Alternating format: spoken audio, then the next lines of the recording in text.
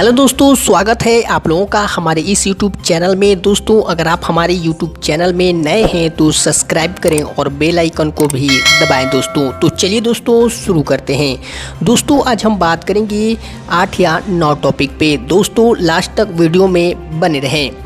First number की बात करें तो स्वास्थ्य बीमा योजना को लागू करने पर प्रबंधक यूनियनों और संघों और न्यू इंडिया इंश्योरेंस के प्रतिनिधि के बीच बैठक हुई। बीएसएनएल ने प्रबंधक से बीएसएनएल के इच्छुक कर्मचारियों के लिए स्वास्थ्य बीमा योजना लागू करने की मांग उठाई थी। दोस्तों इसके आधार पर प्रबंधक ने त्वरित कार्रवाई की है और चिकित्सा बीमा योजना का क्रियान्वयन अंतिम चरण में है। इस संबंध में आज कारपोरेट कार्यालय में बीएसएनएल प्रबंधक, मान्यता प्राप्त यूनियनों और संघों और न्यू इंडिया इंश्योरेंस के प्रतिनिधि के बीच एक बैठक हुई। काम्पी अभिमन्यु जीएस ने इस बैठक में भाग लिया और निम्नलिखित 2 मांगे उठाई।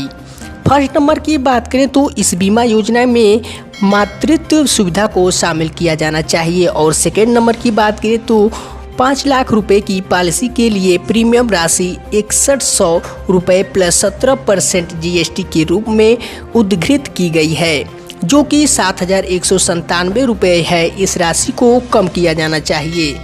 दोस्तों मैटरनिटी सुविधा सहित न्यू इंडिया इंश्योरेंस के प्रतिनिधि ने बताया कि इससे सभी पॉलिसी धारकों के प्रीमियम में 12% से 15% की वृद्धि होगी। बीएसएनएल ईयू के लंबे आग्रह के बाद न्यू इंडिया इंश्योरेंस के प्रतिनिधि के कंपनी से परामर्श करने और बीएसएनएल प्रबंधक को वापस रिपोर्ट करने के लिए सहमति व्यक्त की है।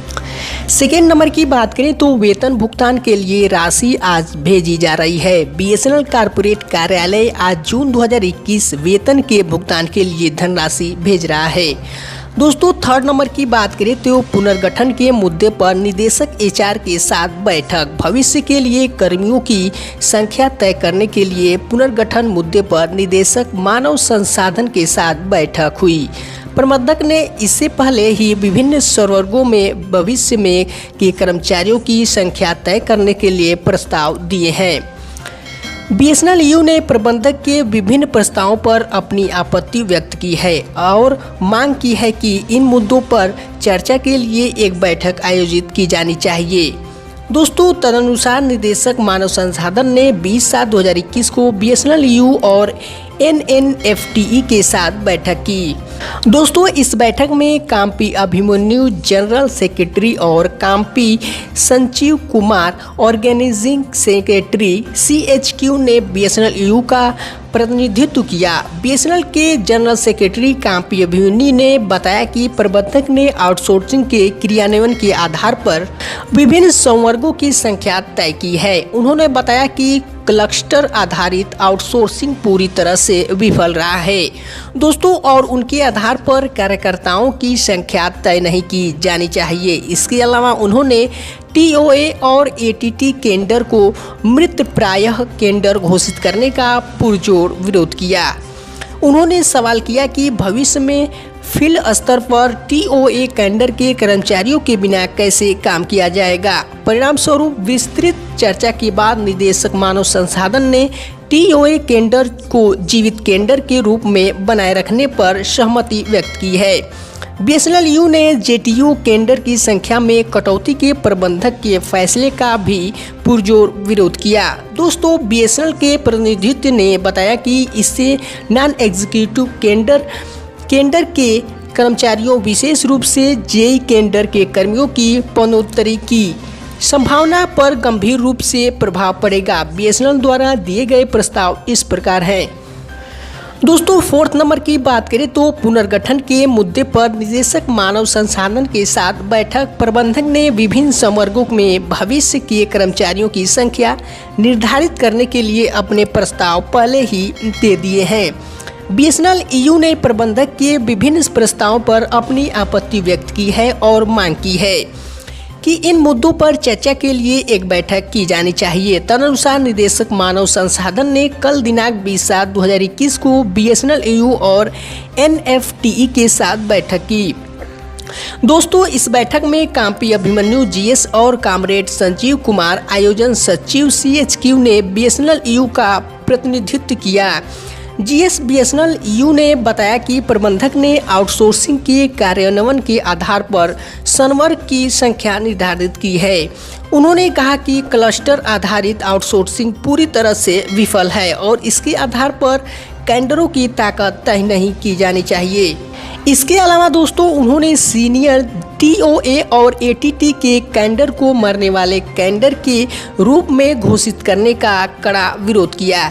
उन्होंने सवाल किया कि सीनियर TOA के कैडर के बिना भविष्य में फील्ड स्तर पर काम कैसे होगा। हालांकि विस्तृत चर्चा के बाद निदेशक मानव संसाधन सीनियर TOA संवर्ग को एक जीवित संवर्ग के रूप में बनाए रखने के लिए सहमति हुए। BSNL EU ने JTO कैडर की ताकत में कटौती के प्रबंधक के फैसले का भी कड़ा विरोध किया।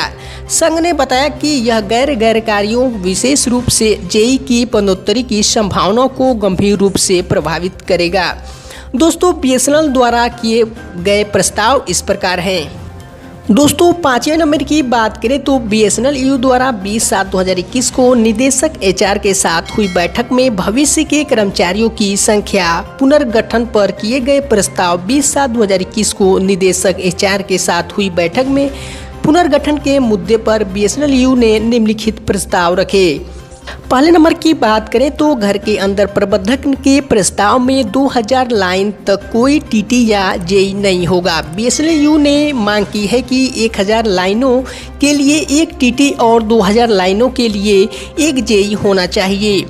दूसरे नंबर की बात करें तो घर के बाहर प्रबंधक ने शहरी क्षेत्रों में 3000 लाइनों के लिए एक TT ATT का प्रस्ताव रखा है। दोस्तों ग्रामीण इलाकों के लिए 2000 लाइनों के लिए एक TT ATT का प्रस्ताव किया है। BSNL EU ने शहरी इलाकों में 1000 लाइनों के लिए एक TT की मांग की है। ग्रामीण के लिए BSNL EU ने 500 लाइनों के लिए एक TT की मांग की है। BSNL EU ने बताया कि यह पर्याप्त नहीं है। दोस्तों इसने मांग की है कि शहरी क्षेत्र में 1000 लाइनों के लिए एक TT और ग्रामीण में 500 लाइनों के लिए एक TT होनी चाहिए। तीसरे नंबर की बात करें दोस्तों तो JEE कैडर के संबंध में प्रबंधक ने शहरी में 6000 लाइनों के लिए एक JEE और ग्रामीण में 3000 लाइनों के लिए एक JEE का प्रस्ताव रखा है। BSNL EU ने शहरी के क्षेत्र में 3000 लाइनों के लिए एक JEE और ग्रामीण क्षेत्र में 1000 लाइनों के लिए एक JEE की मांग की है। चौथे नंबर की बात करें तो JTO फ्रेम स्टाफ की संख्या तय करने के लिए प्रबंधक ने JTO कैडर को SDE के साथ जोड़ दिया है।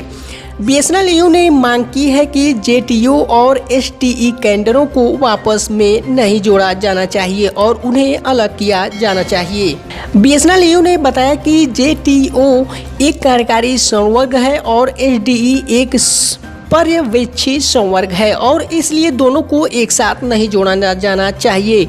प्रबंधक ने शहरी क्षेत्र में 12000 लाइनों के लिए एक JTO और ग्रामीण क्षेत्र में 6000 लाइनों के लिए एक JTO SDA प्रस्ताव किया है। दोस्तों BSNL EU ने कहा कि इसे स्वीकार नहीं किया जा सकता और मांग की JTO कैडर को SDE कैडर से अलग किया जाना चाहिए। इसके अलावा BSNL EU ने मांग की है कि शहरी क्षेत्र में 6000 लाइनों के लिए एक JTO और ग्रामीण क्षेत्र में 3000 लाइनों के लिए एक JTO होना चाहिए। इसके अलावा BSNL EU ने कहा कि वह 1 या 2 दिनों के भीतर BTS ट्रांसमिशन बिक्री और विपणन और कोर नेटवर्क के संबंध में अपने प्रस्ताव प्रस्तुत करेगा। दोस्तों आप लोगों को ये वीडियो कैसा लगा कमेंट में बताएं। दोस्तों आई होप ये वीडियो आप लोगों को पसंद आया होगा। दोस्तों अगर आपको ये वीडियो अच्छा लगे तो लाइक शेयर जरूर करें। तो दोस्तों मेरा यूट्यूब चैनल को सब्सक्राइब करें और बगल में बेल आइकन को दबाना ना भूलें। Thanks for watching this video. जय हिंद।